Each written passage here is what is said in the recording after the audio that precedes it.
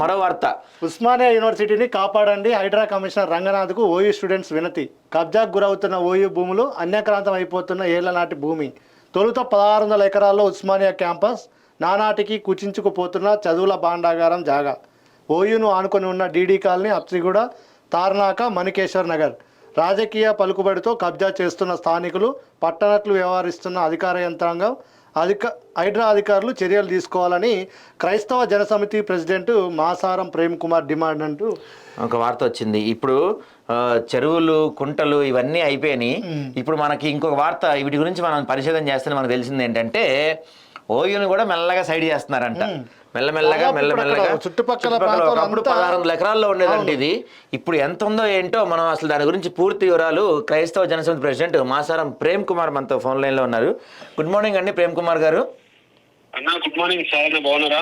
బాగున్నానండి. ఇప్పుడు చెప్పండి, 1600 ఎకరాల్లో ఒకప్పుడు ఉండే ఉస్మానియా క్యాంపస్ ఇప్పుడు ఎంతవరకు ఉంది, ఎక్కడెక్కడ ఆక్రమణకు గురైన? ఉస్మానియా యూనివర్సిటీ అనేది నిజానికి నిజాం నవాబ్ ఇచ్చింది 1600 ఎకరాలండి. ఓకే.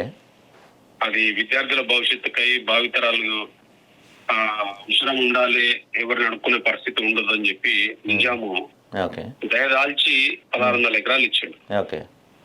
1600 ఎకరాలు ఇచ్చిన ఉస్మానియా యూనివర్సిటీకి లాస్ట్ కి అధికారులు, వచ్చిన వీసీలు, అక్కడ పనిచేస్తున్న ఎస్టాబ్లిష్మెంట్ అధికారులు మెల్లమెల్లగా ఈ దళాలకు అప్పజెప్పే పరిస్థితికి వచ్చింది. ఇప్పుడు మనం ముఖ్యంగా చూసుకుంటే డీడీ కాలనీ, ఉస్మానియా యూనివర్సిటీని అనుకునే డీడీ కాలనీ ఉంటుంది. డీడీ కాలనీ రీసెంట్ ఎగ్జాంపుల్ చెప్తాను, ఒకటి బెస్ట్ ఎగ్జాంపుల్ చెప్పండి. కోవిడ్ టైంలో మొత్తం లాక్డౌన్ ఉన్నది. రాష్ట్రం మొత్తం లాక్డౌన్, అంటే దేశం కూడా లాక్డౌన్. దేశం మొత్తం లాక్డౌన్ ఉన్నప్పుడు ఉస్మానియా యూనివర్సిటీ పక్కనే ఉన్నటువంటి డీడీ కాలనీలో ఒక మాజీ జడ్జి గారు, హైకోర్టు జడ్జి, సర్వే నెంబరు 80/2, 80/2, 300 గజాలు ఆక్యుపై చేశాడండి. ఆక్యుపై చేసి కన్స్ట్రక్షన్ స్టార్ట్ చేశాడు. లాక్డౌన్ అని చెప్పేది ఎగ్జాక్ట్లీ లాక్డౌన్ లో ప్రజలందరూ ఇళ్లల్లో ఈ వ్యాధులతోటి బాధపడుకుంటా, కరోనా తోటి గగ్గోలు పెట్టుకుంటుంటే రాష్ట్రం మొత్తం అక్కడైతుంటే ఈ మాజీ జడ్జి గారు ఎవరైతే ఉన్నారో, హైకోర్టు జడ్జి గారు ఆక్రమించి 300 గజాలలో నిర్మాణం చేశాడు.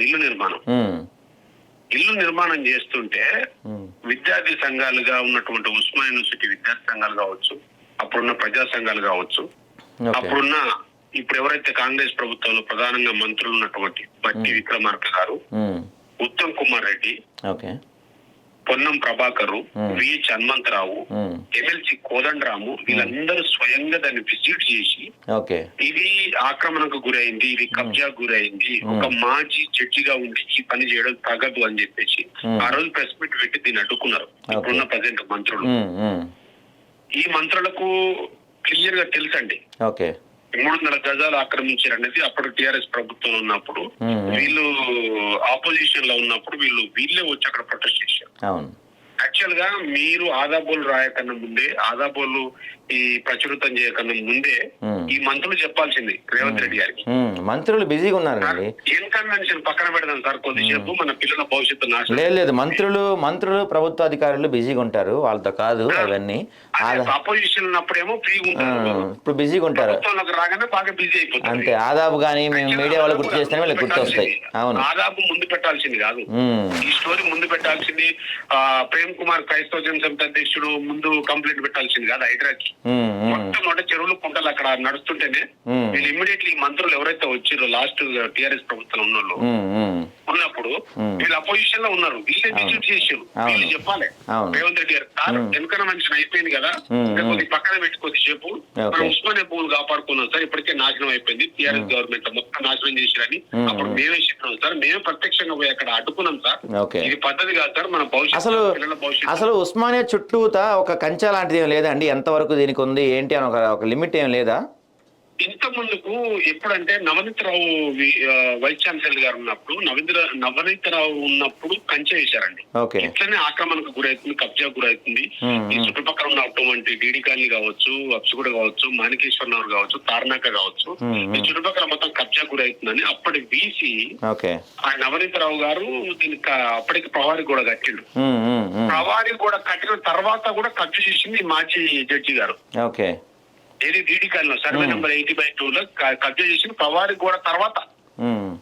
ఒకవేళ ప్రవారి గోడనే లేకపోతే ఓకే, అసలు ఉస్మానియానే ఉండదు. ఆర్ట్స్ కాలేజీ ఎక్కడెక్కడైతే కాలేజీలు ఉన్నాయో ఆ కాలేజీలు తప్ప చుట్టుపక్కల ఏ ప్లేస్ ఉండదు ఇంకా.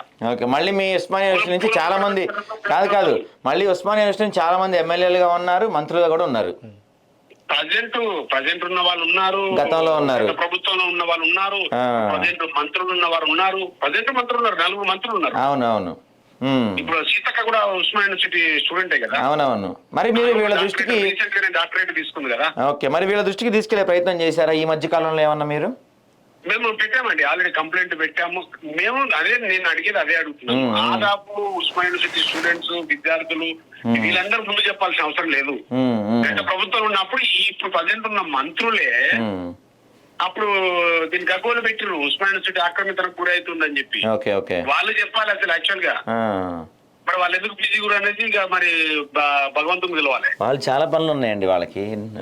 ఇంకొకటి ప్రజా సమస్యలు పట్టించుకుంటారు వాళ్ళు. మీ అప్సిగూడ ఉంది, అప్సిగూడలో రవీంద్రనగర్ కాలనీ ఉందండి. ఓకే, రవీంద్రనగర్ కాలనీలో ఇప్పటికి ఈ రోజుకి నేను చెప్పేది ఈ రోజు కూడా ఇల్లు కన్స్ట్రక్షన్స్ అవుతున్నాయి. ఓకే, ఈ రోజు కూడా ఇల్లు కన్స్ట్రక్షన్ అక్కడ ఉన్న రవీంద్రనగర్ కాలనీలో మొత్తం బడాబాబులు ఉంటారు. అంటే అది కూడా ఓయూ కిందకి వస్తుంది ఏమన్నా?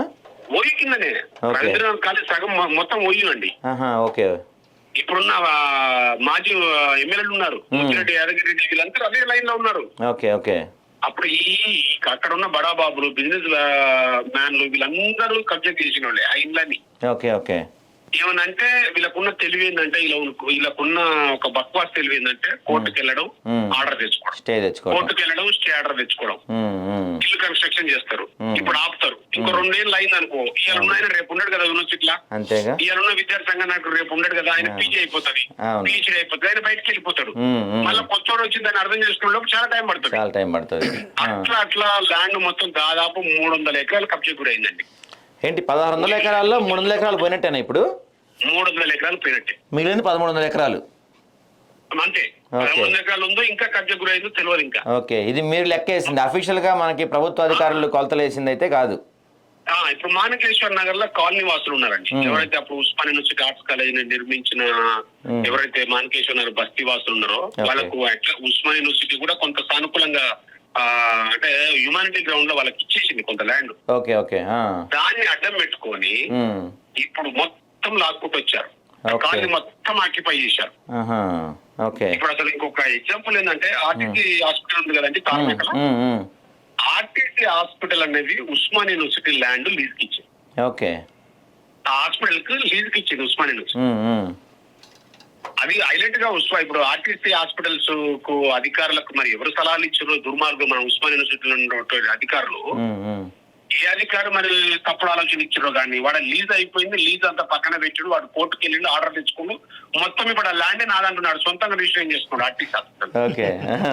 ఎందుకు ఈ విషయాన్ని బయటపడాలంటే 2018లో మా ఉస్మానియా యూనివర్సిటీ నుంచి ఆర్ట్స్ కాలేజ్ నుంచి మన ఇది ఏమంటారు లేడీస్ హాస్టల్ పోయే రూట్ లో యాక్సిడెంట్ జరిగేది బాగా. అవునవును. స్పీడ్ వచ్చడం వల్ల యాక్సిడెంట్ జరుగుతున్నప్పుడు విద్యార్థులను ఎమర్జెన్సీ, మాకు ఓన్లీ ఓపీ ఉంటది మన ఉస్మానియా, ఎమర్జెన్సీ ఉంటది. ఇన్పేషెంట్ గాంధీ ఉస్మానియా పోయే లోపు ప్రమాదాలు జరుగుతున్నాయని చెప్పి ఇన్పేషెంట్ మనకు పక్కనే ఉంది కదా ఆర్టీసీ హాస్పిటల్, ఆ ఆర్టీసీ హాస్పిటల్ ఇన్పేషెంట్ చూపించుకోవచ్చు కదా, ఎమర్జెన్సీ చూపించుకోవచ్చు కదా అని మేము అప్పుడు 2018లో పోయి మేము సూపరింటెండెంట్ గారిని కలిసినాం. Okay okay. మాకు విద్యార్థులకు ఇక్కడ ఎమర్జెన్సీ అయినప్పుడు మాకు ఇబ్బంది అవుతుంది, ఆ ఎమర్జెన్సీ వార్డు మాకు ఒక వార్డును కేటాయించండి, యూనివర్సిటీ ల్యాండ్ కూడా మాదే కదా, మా ఉస్మానియా యూనివర్సిటీ ల్యాండ్ లో ఉంది కదా హాస్పిటల్, మా విద్యార్థులకు కొంత పర్సెంటేజ్ ని కేటాయించండి, ఒక 2 బెడ్లను కేటాయించండి 24/7 అని మేము చెప్పాం క్లియర్ గా. ఓకే. ఆయన అంటాడు అప్పుడు ఉస్మానియా యూనివర్సిటీ అది మన RTC hospital superintendent land Osmania university ఎందుకు ఉందండి, ఇది అయిపోయినప్పుడు లీజ్ అయిపోయింది, మేము కోర్టుకు వెళ్ళినాము, ఆర్డర్ తెచ్చుకున్నాము, ఇది ఇప్పుడు మాదే అండి, మా సొంతంగా ఉంది, మా రిజిస్ట్రేషన్ ఉంది, ఎవరు చెప్పి అసలు ఉస్మానియా గారిని అంటారు. ఇక చూసుకో ఇప్పుడు ఎవరిని అడగాలండి, ఇంకా లీజుకు ఉన్నది సంగతి తెలుసు, లీజు తీసుకున్న సంగతి యూనివర్సిటీ అధికారులకు తెలుసు. ఇప్పుడు వాడు పోతే వాడు ముఖం మీద కొడుతున్నాడు, మీకు మాకు సంబంధం వెళ్ళదు, ఇది మాది ల్యాండ్ మాది హాస్పిటల్ మాది, మీకెందుకు చూడాలి ఇన్పేషెంట్ అని అంటారు. ఈ విషయం మరి వీసీకి తెలుసా?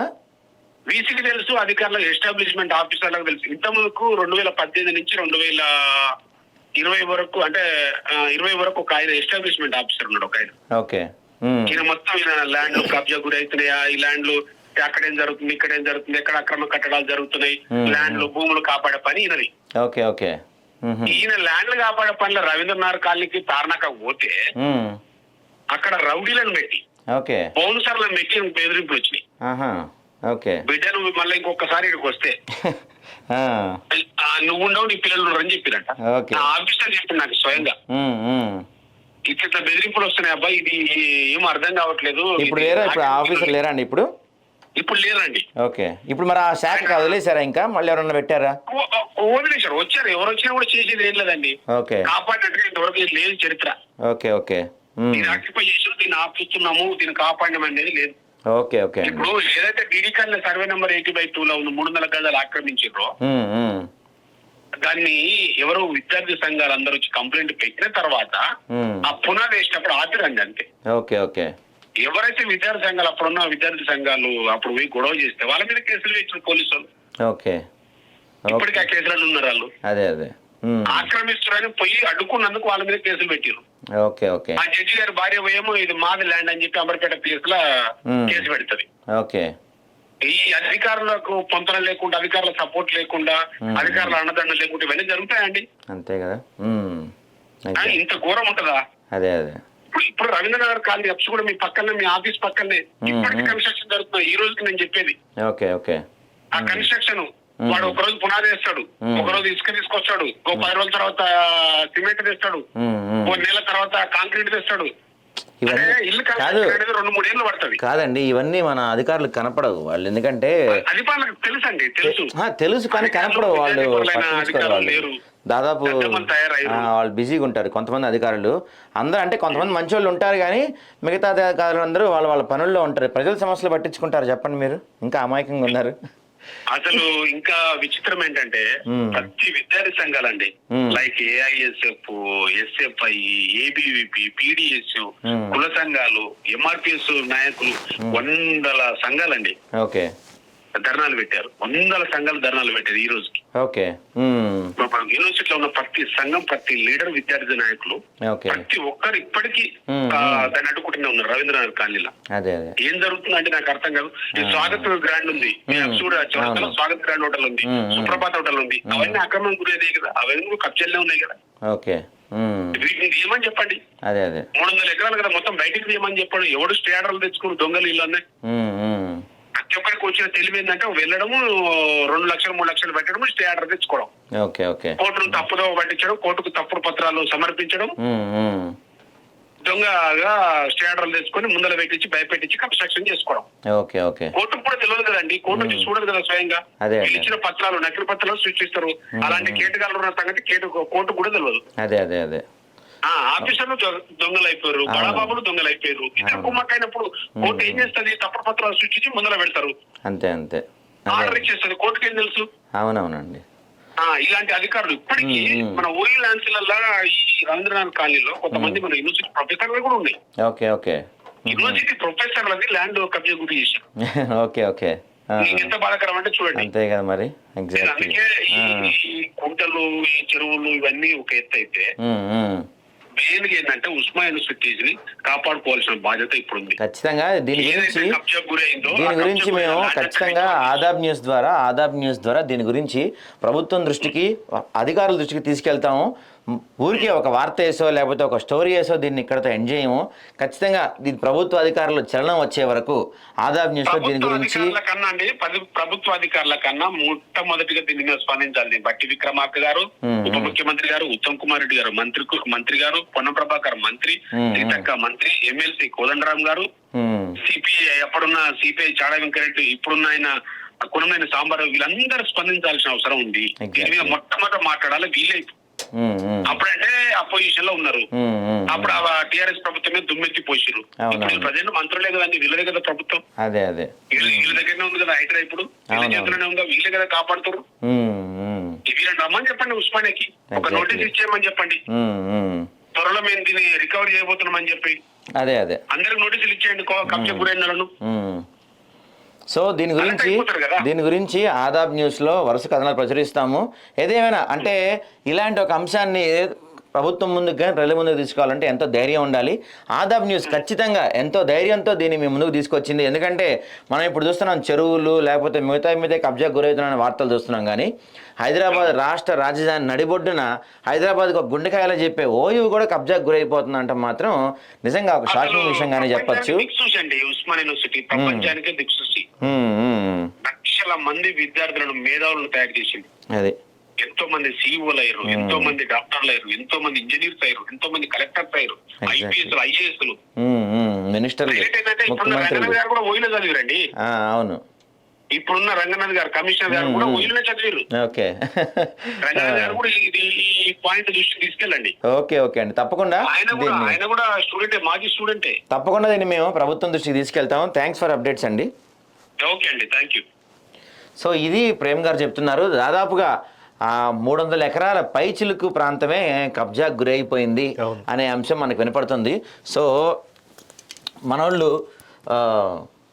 ప్రభుత్వంలో ఉన్న 4 మంత్రులు కూడా ఇప్పుడు ఓయూలోనే చదివారని చెప్పేసి మన ఎవరైతే ఉన్నారో ప్రేమ్ కుమార్ గారు చెప్పినట్టు దీని మీద మంత్రులు ముఖ్యంగా ఎవరైతే మన ఉత్తమ్ కుమార్ రెడ్డి గారు, బట్టి విక్రమార్క గారు, తర్వాత సీతక్క గారు మీరు రెస్పాండ్ అయ్యి గవర్నమెంట్ సీఎం గారి దగ్గరికి తీసుకెళ్ళి ఎట్లా ఈ ఓయూ భూములను రక్షించే ప్రయత్నం చేస్తే బాగుంటుందని హైడ్రా కమిషనర్, ముఖ్యంగా హైడ్రా కమిషనర్.